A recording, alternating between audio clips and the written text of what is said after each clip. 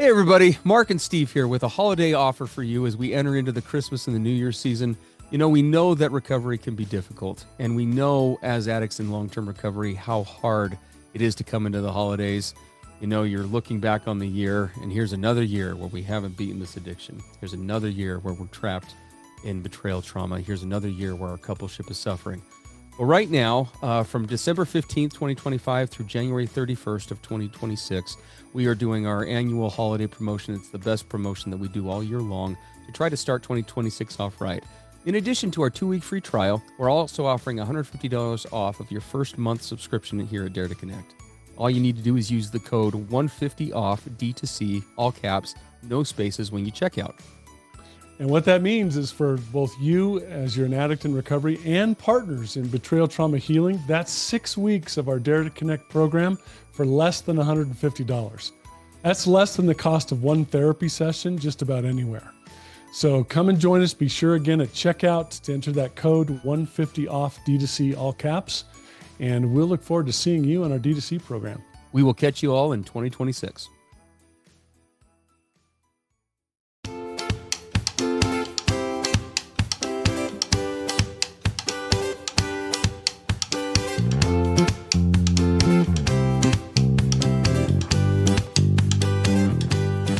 Hey everybody, I'm Steve Moore. And I'm Mark Castleman. We know the pain and heartbreak of porn and sex addiction. And we know the triumph of breaking completely free. Every day, we help our clients find hope and healing. Join us in the fight to take back your life, your marriage, and be stronger than ever. This is the PBSC Squared Podcast.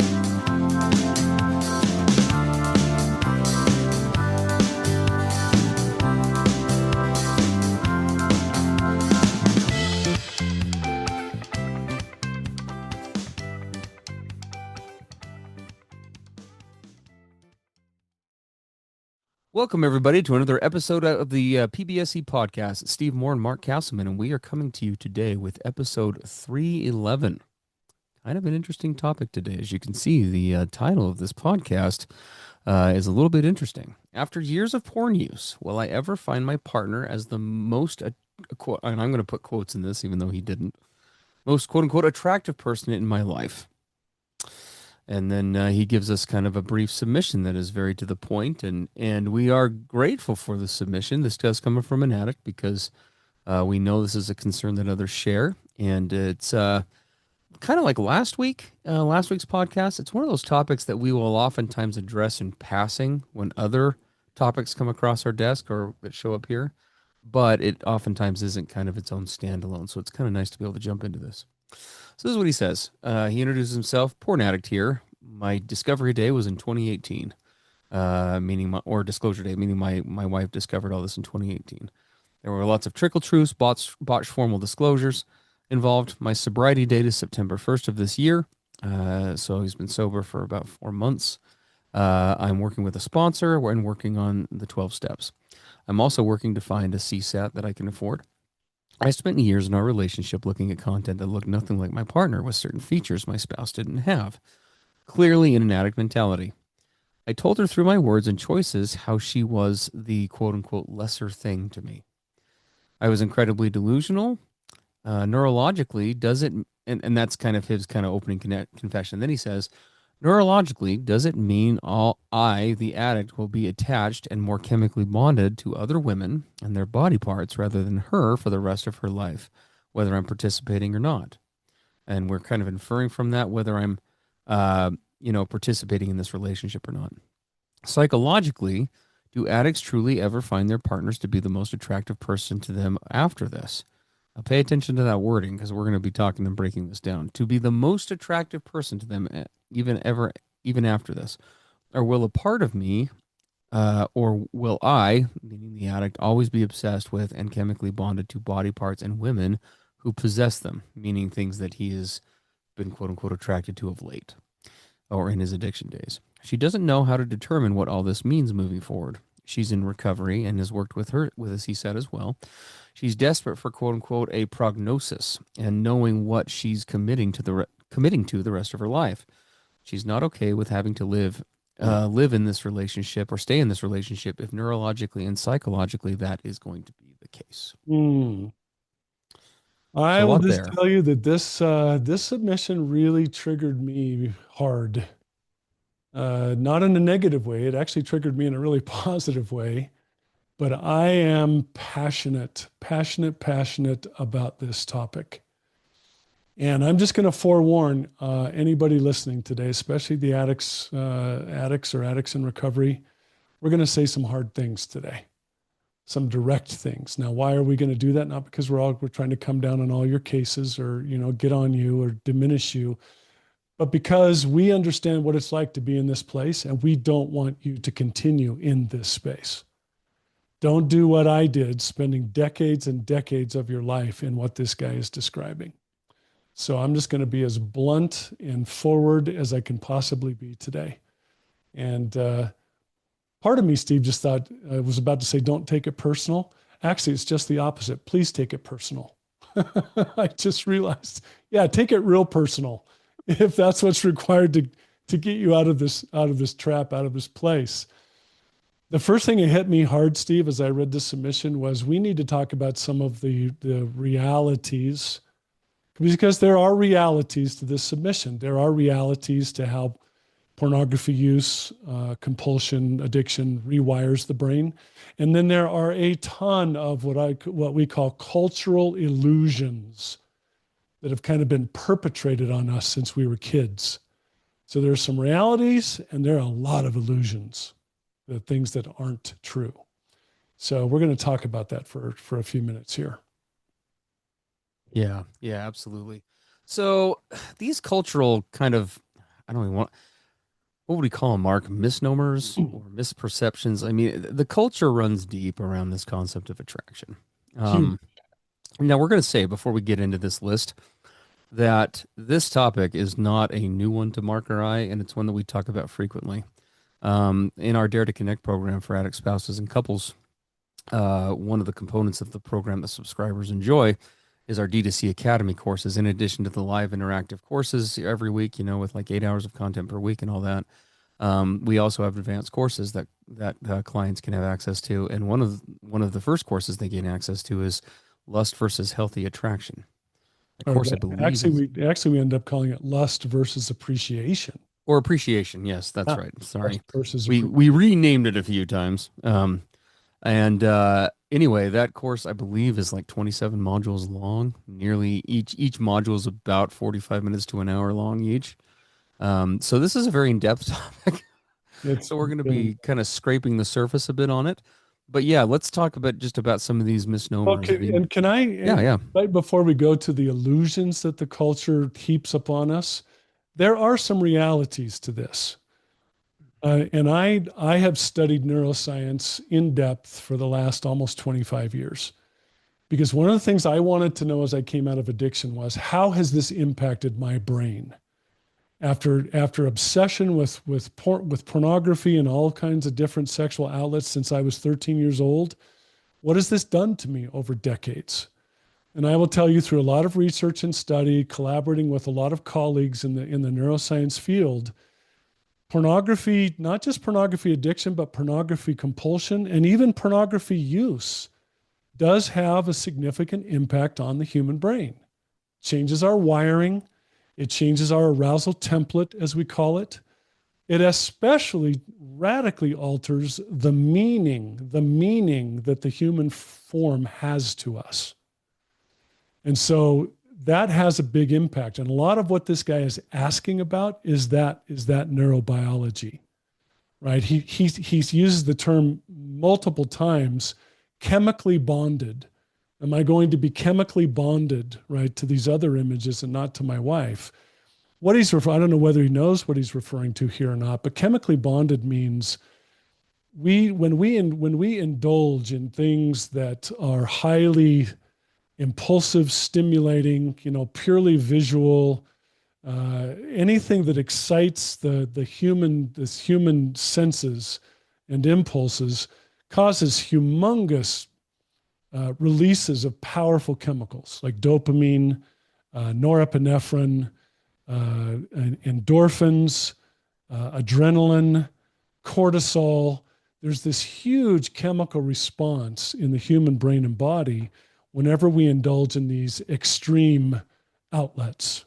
This could be porn or sex. We also see it with different kinds of drugs. We could even see it, for example, with food. Frankly, I've seen people with it with gambling addictions or compulsions. Any extreme behaviors or outlets that overstimulate the body's chemical system, you're going to create a chemical bonding or attachment to those activities because you're reinforcing them chemically at a very high level inside the body, especially with dopamine. So he keeps referring to this chemical bonding.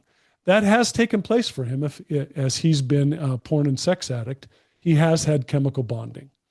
But that's only one small aspect of overall human bonding. He's naming one of dozens and dozens of forms of bonding that we'll talk a little bit about. So I wanted to just state that reality. Now, is that absolutely changeable? Can the brain be rewired? Yes, it is neuroplastic. It is moldable, shapeable, and formable. And just as he formed this wiring with addiction, he can reform it in healthy behaviors. So he is in the driver's seat. When I think it's not just, I think it should be noted, it's not just rewirable. I know it sounds like we're talking about a computer hard drive here for a second, but it's expandable. Yeah, Like absolutely. it's because that's part of the problem, and that's part of what well, we'll get into this list here, and you'll know what we mean when we say this is kind of the physical emphasis on attraction. I mean, in our culture, can't be overstated. I mean, and we've talked about this more than once on this podcast. I mean, the culture that we are raised in, oftentimes, even from just little kids in Hollywood, Disney, other companies play a huge role in forming these core concepts and ideas about attraction and love and falling in love and what does that mean and what does it look like, and some of that messaging has accurate tones, much of, if not most, does not, for lots of different reasons. And some of the things that get forwarded or fronted to us about this concept of attraction all the time are things like, attraction. First of all, it must look or feel a certain way, right? Mhm. When I'm attracted to another person, I mean, I'm thinking about a really cheesy movie from the 80s that I won't mention, but it's like boy looks across the room at girl and like time slows, like a shaft of light like comes down out of the clouds and focuses on the other person. And Yeah. it's like, there it is, my other half. You Uh-huh. I mean, that's just one of countless examples that we could rely on with culture that teaches these certain messages that attraction to somebody, whether it's romantic or not, needs to fit a certain mold. And if it doesn't, then it's not that, or it's something else, or it's not sufficient, or it's not whatever. Yeah, it's attraction is all biological. It's all based on looks, right? It's pieces and parts and what those pieces and parts look like. Um, it all has some sort of sexual connotation. Yep. But Sexuality, sexual prowess, mhm. sexual attraction or profile, right? All of that. Now, is that a part of that? Yes, but it's so much more. And again, we're going to talk about that. Um, Another element that we oftentimes see is because it is so often referenced along with, like, again, the quote unquote biological or the neurological, is that attraction is something that's just either there or it's not. You either got it or you don't, and if you don't, you don't, and it just is what I'm it either is, attracted to you or I'm right? not attracted to you, right? Yeah. End of discussion. And as you hear us talk about all this, what really jumped out at me, and again, I know this is hard to hear, but as we've been schooled in our culture, our families of origin, our peers, our growing up, this is an incredibly immature and wholly incomplete view of what attraction even means.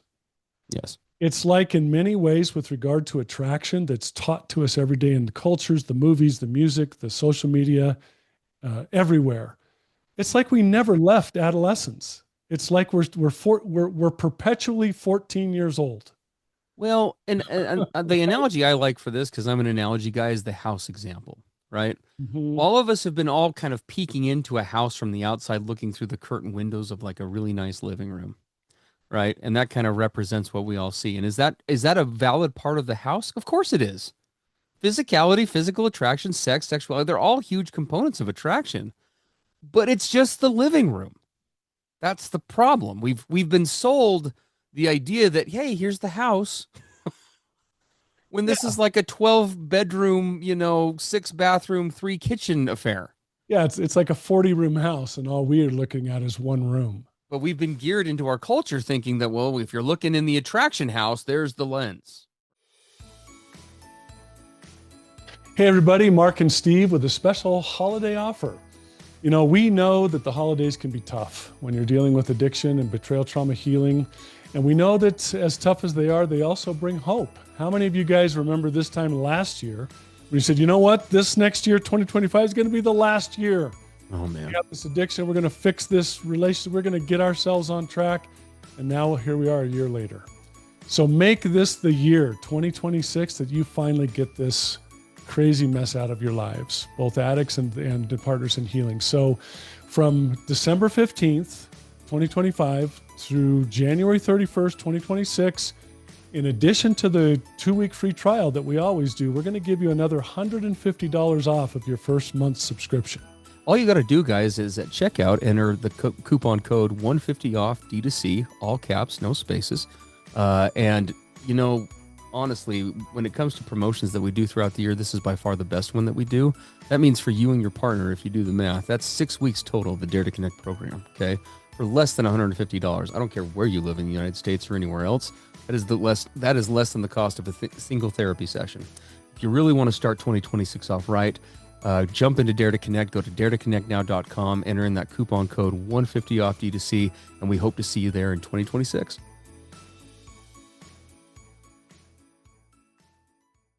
And I want to ask everybody listening, every single one of you listening, do you like to be duped?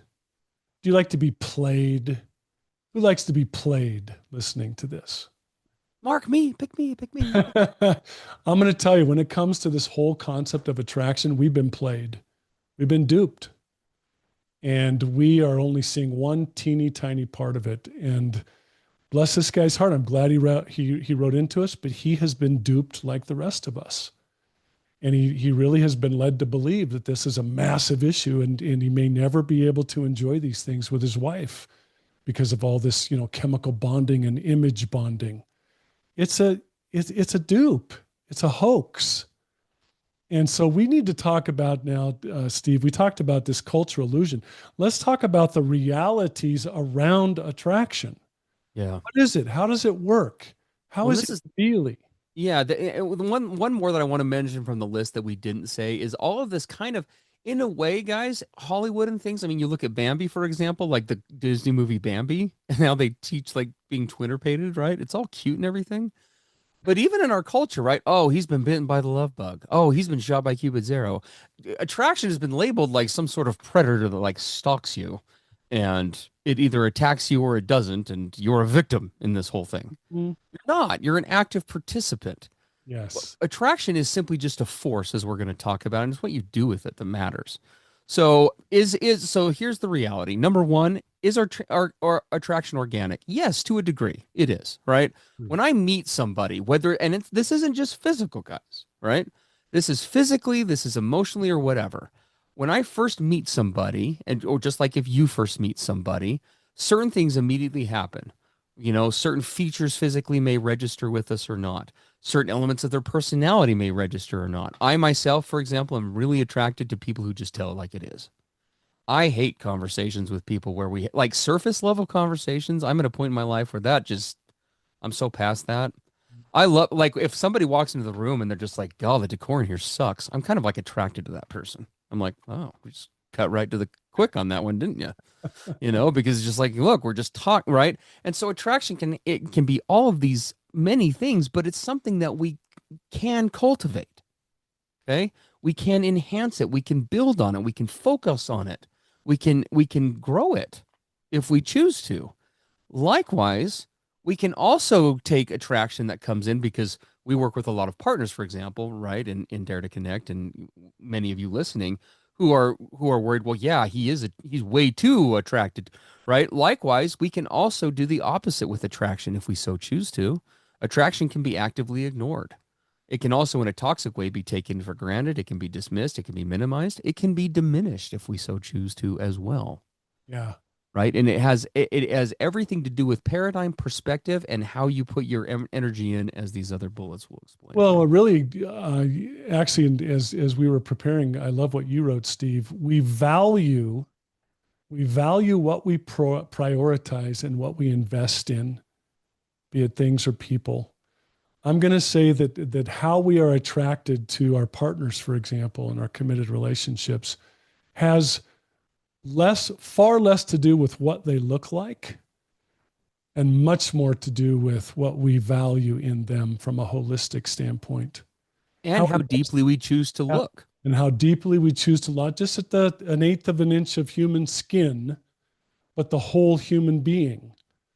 As we were preparing for today, I remember a story years ago. I've never forgotten it. I'm not going to give any names or anything. I don't want to trigger people, but there was a woman in Hollywood specifically, that all of Hollywood had declared her to be the most beautiful woman in all of Hollywood, physically speaking. And she was in a marriage, and it was shocking to everybody when her partner came out, and it was revealed that he was a severe porn addict and had had affairs. Well, how is that possible?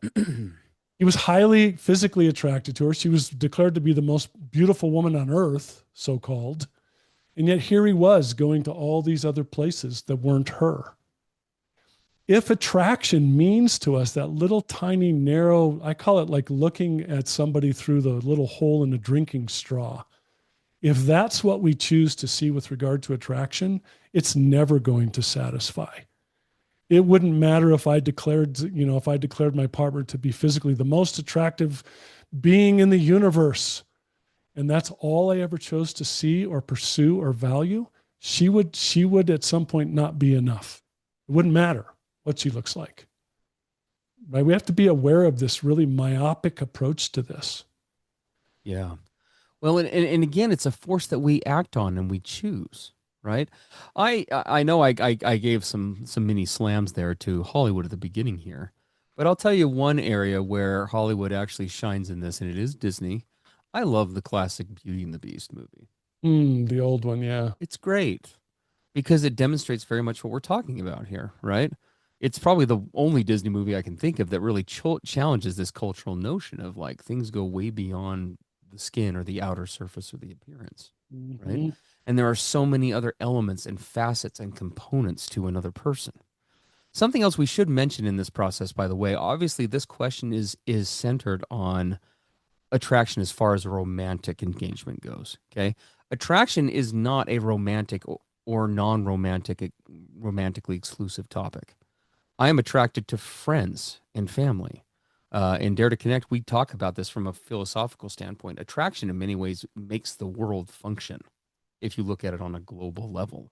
It's what moves global events. It's what causes people to do different things, to achieve different achievements, to invent and create certain things. This concept of attraction is an amazing, powerful force if we are able to look at and to see it for what it is. But it is best understood as a holistic process. It Okay. has it has to be all It's encompassing. it is. It's all encompassing. Like, for example, for me, am I attracted to looks? Of course I am. My wife is objectively, like, from strictly a physical standpoint, attractive to me. But that's not why I love Brittany. That might be the reason why I asked her out for the first time in my, late teens. But that by no means is what we built our relationship on, particularly in the recovery process, right? That's almost like an aside to everything else that goes on and what makes up a relationship, right? And if that's strictly what it was, I mean, you're getting older. I'm getting older than you. Our bodies don't stay the same. We're Things all don't. going to end up as California raisins anyway. I That's right. mean, As you're talking about this, Steve, even physical attraction has myriad depths to it if you're you're absolutely coming in right. from a mature rather than adolescent place. I remember not too long ago, had the privilege of sitting with a woman in her 90s, and her face was filled with wrinkles. Her body was kind of nearing the end of its earthly experience here. And when I looked at her, I saw beauty. What did I see? Etched in her face was a lifetime of experience, of wisdom, of sacrifice. Yeah. And it was just, I was wowed. I was looking at it going, wow, you are like the physical manifestation of this incredible wisdom and value. And I really want to sit here and know you. And I can literally say that her face was beautiful to me. Now that's just one of the nuances just of physical attraction. What about the other dozen areas of attraction? Right? There's so much to see and to feel and to talk about here. And are we going to come out of the duped place that the culture has thrust upon us? My wife and I were talking about this recently. We had our first child, my wife and I, a little over a year ago. And for any women listening, as you know, the whole child birthing slash growing a baby slash all of that is incredibly taxing. And it was even more so for us because we did artificial conception, so there's a lot more even involved with that on the part of a woman. And my wife has been really concerned about that ever since. I want to, and I can appreciate that from her perspective, right? I want to be more in shape. I want to do this. I want to do that. And I try to be supportive of those goals, and those are things that she wants. But we've had more than one conversation about this, and she says she knows. I trust that she knows, and I truly do feel that my wife is just as actually she'd be more physically attractive now because when you look at it from this perspective, has my wife put on weight since we had our baby? Of course. Does she look the same as when we got married? Absolutely not. Neither do I. So why is she just as if not more attractive now? It's exactly what Mark's talking about. What does that weight represent? My wife made me a dad. Yes. She made me a dad. She did something I couldn't even do for myself. I'm sterile. I can't do that. My wife made me a father. She sacrifices and works for our household in ways that are difficult for me to appreciate while I'm up in this office day in and day out working with all of you. I mean, there are countless other examples that we could give, but hopefully you guys are, and we understand that this is hard to grasp for some, especially I think for addicts. One, because of the cultural wiring we've talked about, but then two, you heap addiction on top of it. And it's sort of like being told that the world is round after you've learned your whole life it was flat. It's kind of like, Well, what? we're going to kind of finish up today to give some invitations to this guy Yes. and everyone who's listening. He says something really important is in his submission. I spent a whole bunch of time involved with pornography, looking at people that looked nothing like my wife. Mm-hmm. And he's interpreting that to mean that he's attracted to all them and not her. Yeah. I'm going to call crap on that. We're just going to be blunt. What was it in him that was looking at all those other women that didn't look like his wife?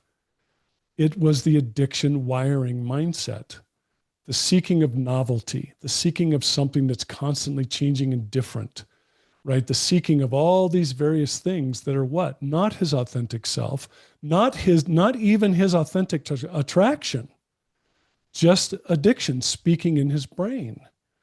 So what does he get to do now? He gets to decide if he's going to start to approach all this differently. I will suggest that he maybe perhaps has not, quote, seen his wife, maybe not even to this day, really seen her, right? Like in all of her myriad holistic ways to really see another human being. Yep. He gets to decide now if he's going to start seeing other people, especially starting with his wife. Do you know what Yeah. it means to see someone?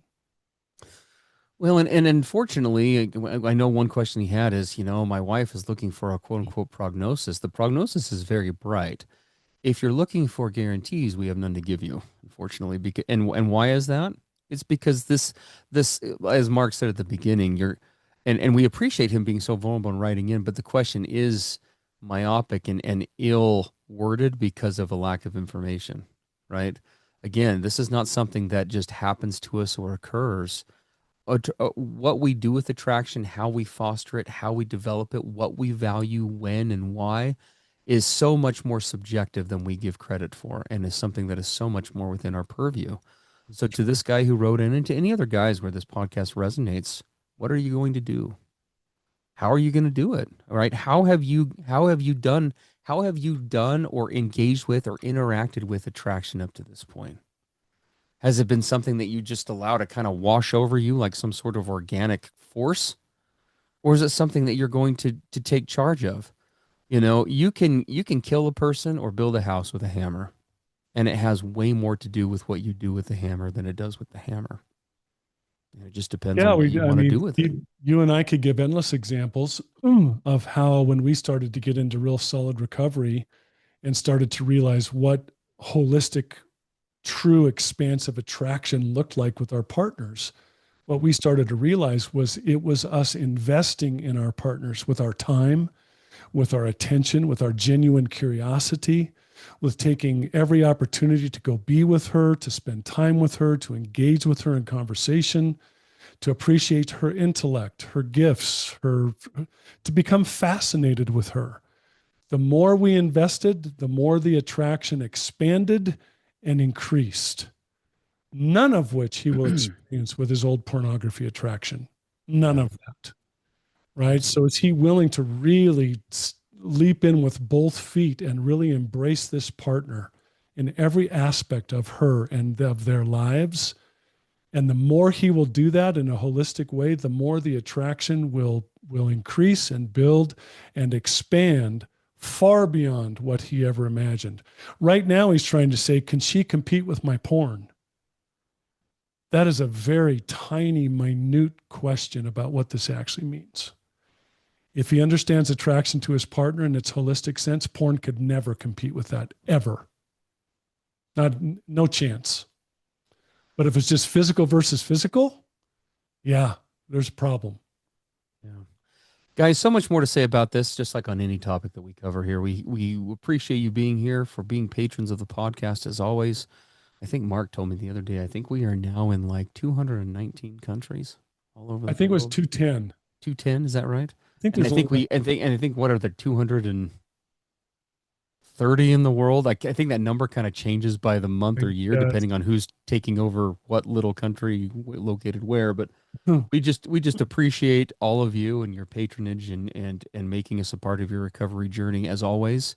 If you like the straightforwardness and the uh, mix of professional, comedic, and experiential based input and advice, then you will love the Dare to Connect program. We'd love to have you come join us. DareToConnectNow.com is where you can come and grab a 2 week free trial of that. We'd love to see you at again DareToConnectNow.com. If you'd like to send us an episode or excuse me, not an episode, but a question that you'd like answered on an episode of the podcast as well. If getting immediate help isn't your jive, which we hope it is, feel free to send that in to us, and we're happy to respond to those as we have time. At the same website, daretoconnectnow.com, click on the PBSC podcast banner up at the top, and you can send your question in there. yeah. Well, thanks for being with us. Thanks for being open to such some direct and hard but critical aspects of our humanity and our relationships. Appreciate and love all of you. We'll see you next time on PBSD. Absolutely. Bye-bye, guys. Everything expressed on the PBSC podcast are the opinions of the hosts and the participants and is for informational and educational purposes only. This podcast should not be considered mental health therapy or as a substitute thereof. It is strongly recommended that you seek out the clinical guidance of an individual qualified mental health professional. If you're experiencing thoughts of suicide, self-harm, or a desire to harm others, please dial 911 or go to your nearest emergency room.